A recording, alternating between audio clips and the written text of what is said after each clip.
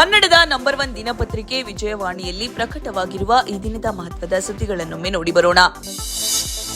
NEET UG ಪ್ರಶ್ನೆ ಪತ್ರಿಕೆ ಸೋರಿಕೆಯಾದ ಬೆನ್ನಲ್ಲೇ ಉತ್ತಮ ಅಂಕದ ನಿರೀಕ್ಷೆಯಲ್ಲಿದ್ದ 5 ವಿದ್ಯಾರ್ಥಿಗಳು ಮನನೊಂದು ಆತ್ಮಹತ್ಯೆಗೆ ಶರಣಾಗಿರುವ ವಿಚಾರ ಬೆಳಕಿಗೆ ಬಂದಿದೆ. ಮತ್ತೊಂದೆಡೆ ಹಗರಣದ ಪ್ರಮುಖ ಸೂತ್ರಧಾರಿ ಉಪನ್ಯಾಸಕ ಪಿವಿ ಕುಲಕರ್ಣಿ ಬಂಧನದ ಬೆನ್ನಲ್ಲೇ ಮತ್ತೋರ್ವ master mind professor Manisha Gurunath Mandare ಕೂಡ ಬಲೆಗೆ ಬಿದ್ದಿದ್ದಾರೆ. ಈಕೆ ಕೂಡ ಹಗರಣದ ಮಾಸ್ಟರ್ ಮೈಂಡ್ ಎಂಬುದು ತನಿಖೆಯಲ್ಲಿ ಬೆಳಕಿಗೆ ಬಂದಿದೆ. ಈ ಸುದ್ದಿಗೆ ಮುಖಪುಟ ನೋಡಿ.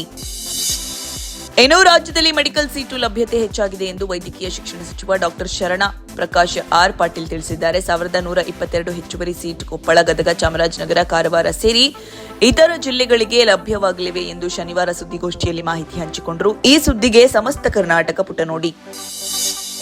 ಕೇಂದ್ರೀಯ ಪ್ರೌಢ ಶಿಕ್ಷಣ ಮಂಡಳಿಯು ಪ್ರಸಕ್ತ ಶೈಕ್ಷಣಿಕ ವರ್ಷದಿಂದಲೇ 9 ಮತ್ತು 10ನೇ ತರಗತಿಗಳಿಗೆ ತ್ರಿಭಾಷೆ ಕಡ್ಡಾಯಗೊಳಿಸಿ ಸುತ್ತೋಲೆ ಹೊರಡಿಸಿದೆ. ಅದರ ಪ್ರಕಾರ 2026ರ ಜುಲೈ 1ರಿಂದ 9ನೇ ತರಗತಿ ಪಠ್ಯಕ್ರಮದಲ್ಲಿ 3 ಭಾಷೆ ಕಡ್ಡಾಯವಾಗಲಿದೆ. ಈ ಸುದ್ದಿಗೆ ದೇಶ ವಿದೇಶ ಪುಟ ನೋಡಿ. ಮುಂಗಾರು ಆಗಮನಕ್ಕೆ ಮುನ್ನ ಬಂಗಾಳ ಕೊಲ್ಲಿಯಲ್ಲಿ ವಾಯುಭಾರ ಕುಸಿತ ಉಂಟಾಗಿರುವ ಪರಿಣಾಮ ರಾಜ್ಯದಲ್ಲಿ ಮಳೆ ಆರ್ಭಟ ಮುಂದುವರೆದಿದೆ. ಈ ಸುದ್ದಿಗೆ ಮುಖಪುಟ ನೋಡಿ. ಮಹತ್ವದ ಕಾರ್ಯಾಚರಣೆಯಲ್ಲಿ ಮಾದಕ ದ್ರವ್ಯ ನಿಯಂತ್ರಣ ಬ್ಯೂರೋ ಅಧಿಕಾರಿಗಳು ದೆಹಲಿ ಹಾಗೂ ಗುಜರಾತ್ನಲ್ಲಿ ಅಂತಾರಾಷ್ಟ್ರೀಯ ಮಾದಕ ವಸ್ತು ಕಳ್ಳಸಾಗಣೆ ಜಾಲವೊಂದನ್ನು ಭೇದಿಸಿದ್ದು ಸುಮಾರು 182 ಕೋಟಿ ರೂಪಾಯಿ ಮೌಲ್ಯದ 227.7 ಕೆಜಿ ಅಮಲು ಪದಾರ್ಥ ವಶಪಡಿಸಿಕೊಂಡಿದ್ದಾರೆ. ಈ ಸುದ್ದಿಗೆ ವಿಜಯವಾಣಿ ಓದಿ. ಬೆಳಗಾವಿ ಶಿವಂ ಅಸೋಸಿಯೇಟ್ಸ್ ಬಹುಕೋಟಿ ರೂಪಾಯಿ ಹೂಡಿಕೆ ಪ್ರಕರಣದ ಆಳ ಅಗಲ ವಿಸ್ತಾರಗೊಂಡಿದೆ. ಕರ್ನಾಟಕ ಸೇರಿದಂತೆ ವಿವಿಧ ರಾಜ್ಯದ 35,000 ಜನರು ಸಂಸ್ಥೆಯಲ್ಲಿ ಹಣ ಹೂಡಿಕೆ ಮಾಡಿರುವುದು ಪ್ರಾಥಮಿಕ ತನಿಖಾ ವರದಿಯಿಂದ ಬೆಳಕಿಗೆ ಬಂದಿರುವುದಾಗಿ ಜಿಲ್ಲಾಧಿಕಾರಿ ಮೊಹಮ್ಮದ್ ರೋಷನ್ ತಿಳಿಸಿದ್ದಾರೆ. ಈ ಸುದ್ದಿಗೆ ಮುಖಪುಟ ನೋಡಿ. ರಾಜ್ಯಾದ್ಯಂತ ಜೂನ್ 1ರಂದು ಎಲ್ಲಾ ಸರ್ಕಾರಿ ಶಾಲೆಗಳಲ್ಲಿ ಶಾಲಾ ಪ್ರಾರಂಭೋತ್ಸವ ನಡೆಯಲಿದ್ದು ಮುಖ್ಯಮಂತ್ರಿ ಸಿದ್ದರಾಮಯ್ಯ ವಿದ್ಯಾರ್ಥಿಗಳನ್ನು ಶಾಲೆಗೆ ಸ್ವಾಗತಿಸಲಿದ್ದಾರೆ.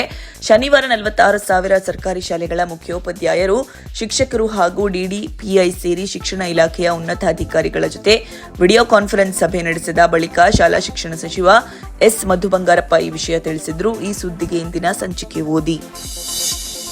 ಅಯೋಧ್ಯೆಯ ಶ್ರೀರಾಮ ಜನ್ಮಭೂಮಿ ತೀರ್ಪಿನ ಮಾದರಿಯಲ್ಲೇ ಜ್ಞಾನದೇವತೆಯ ನೆಲೆವೀಡಾಗಿದ್ದ ಭೋಜನ ಶಾಲಾ ಹಲವು ಶತಮಾನಗಳ ನಂತರ ಮತ್ತೆ ಹಿಂದೂಗಳಿಗೆ ಹಸ್ತಾಂತರಿಸುವುದಾಗಿ ಸನಾತನ ಧರ್ಮದ ಸಾಂಸ್ಕೃತಿಕ ವಿಜಯ ಎಂದು ಇತಿಹಾಸ ತಜ್ಞರು ವ್ಯಾಖ್ಯಾನಿಸಿದ್ದಾರೆ. ಮಧ್ಯಪ್ರದೇಶದ ಹೈಕೋರ್ಟ್ ಈ ತೀರ್ಪು ನೀಡುವಾಗ ಸುಪ್ರೀಂ ಕೋರ್ಟ್ ಅಯೋಧ್ಯ ಪ್ರಕರಣದಲ್ಲಿ ಬಳಸಿದ್ದ ಪ್ರಮುಖ 10 ಕಾನೂನು ಮತ್ತು ವೈಜ್ಞಾನಿಕ ತತ್ವಗಳನ್ನು ಆಧಾರವಾಗಿಟ್ಟುಕೊಂಡು ತೀರ್ಪು ಪ್ರಕಟಿಸಿದೆ. ಈ ಸುದ್ದಿಗೆ ಚಿಂತನ ಪುಟ ನೋಡಿ. ಅಮೆರಿಕ ಮತ್ತು ನೈಜೀರಿಯಾ ಪಡೆ ನಡೆಸಿದ ಜಂಟಿ ಕಾರ್ಯಾಚರಣೆಯಲ್ಲಿ ಐಸಿಸ್ ಉಗ್ರ ಸಂಘಟನೆಯ 2ನೇ ಕಮಾಂಡರ್ ಅಬು ಬಿಲಾಲ್ ಅಲ್ ಮಿನುಕಿ ಮೃತಪಟ್ಟಿದ್ದಾನೆ. ಅಮೆರಿಕ ಅಧ್ಯಕ್ಷ ಡೊನಾಲ್ಡ್ ಟ್ರಂಪ್ ಈ ವಿಷಯ ದೃಢಪಡಿಸಿದ್ದಾರೆ. ನನ್ನ ನಿರ್ದೇಶನದ ಮೇರೆಗೆ ಅಮೆರಿಕ ಪಡೆಗಳು ಮತ್ತು ನೈಜೀರಿಯಾ ಪಡೆಗಳು ವಿಶ್ವದ ಅತ್ಯಂತ ಸಕ್ರಿಯ ಭಯೋತ್ಪಾದಕನನ್ನ ಸಂಕೀರ್ಣ ಕಾರ್ಯಾಚರಣೆಯಲ್ಲಿ ನೈಜೀರಿಯಾದಲ್ಲಿ ಹೊಡೆದುರುಳಿಸಿದ್ದಾಗಿ ಟ್ರಂಪ್ ಹೇಳಿದ್ದಾರೆ. ಈ ಸುದ್ದಿಗೆ ದೇಶ ವಿದೇಶ ಪುಟ ನೋಡಿ. ಕಳೆದ ಆವೃತ್ತಿಯ ಫೈನಲಿಸ್ಟ್ಗಳಾದ ರಾಯಲ್ ಚಾಲೆಂಜರ್ಸ್ ಬೆಂಗಳೂರು ಹಾಗೂ ಪಂಜಾಬ್ ಕಿಂಗ್ಸ್ ತಂಡಗಳು ಐಪಿಎಲ್ 19ರಲ್ಲಿ ಭಾನುವಾರ ಅಹರ್ನಿಶಿತ ಪಂದ್ಯದಲ್ಲಿ ಮುಖಾಮುಖಿಯಾಗಲಿವೆ. ಈ ಸುದ್ದಿಗೆ ಕ್ರೀಡಾಪುಟ ನೋಡಿ. ಅಂತಾರಾಷ್ಟ್ರೀಯ ಚಲನಚಿತ್ರೋತ್ಸವಗಳಲ್ಲಿ ಆಸ್ಕರ್ ಬಳಿಕ ಅತಿ ಹೆಚ್ಚು ಮಹತ್ವ ಹೊಂದಿರುವ ಮತ್ತೊಂದು ಫಿಲ್ಮ್ ಫೆಸ್ಟಿವಲ್ ಅಂದ್ರೆ ಅದು ಕಾನ್ಸ್. ಉರ್ವಶಿ ರೌಟೆಲಾ ಈ ಬಾರಿಯೂ ವಿಯೆಟ್ನಾಂ ಡಿಸೈನರ್ ಜೋಲಿ ಪೋಲಿ ಡಿಸೈನ್ ಮಾಡಿರುವ ಸಿಲ್ವರ್ ಡ್ರೆಸ್ ಮತ್ತು ತಸೀಮ್ ಜೊಬೆಯರ್ ಪಿಂಕ್ ಡ್ರೆಸ್ಗಳಲ್ಲಿ ಮಿಂಚಿದ್ದಾರೆ. ಈ ಸುದ್ದಿಗೆ ಉಲ್ಲಾಸ ನಮಸ್ತೆ ಬೆಂಗಳೂರು ನೋಡಿ. ಇವಿಷ್ಟೇ ಅಲ್ಲ, ಮುಂಜಾನೆ ಮಾತು, ಅಂತರಂಗ, ಭವಿಷ್ಯ, ಮನೋವಿಕಾಸದ ಕಾಲಂಗಳು, ಕ್ರೀಡೆ, ಸಿನಿಮಾ, ದೇಶ ವಿದೇಶಗಳ ಭರಪೂರ ಸುದ್ದಿಗಳ ವಿಶೇಷಗಳಿಗಾಗಿ ವಿಜಯವಾಣಿ ಓದಿ.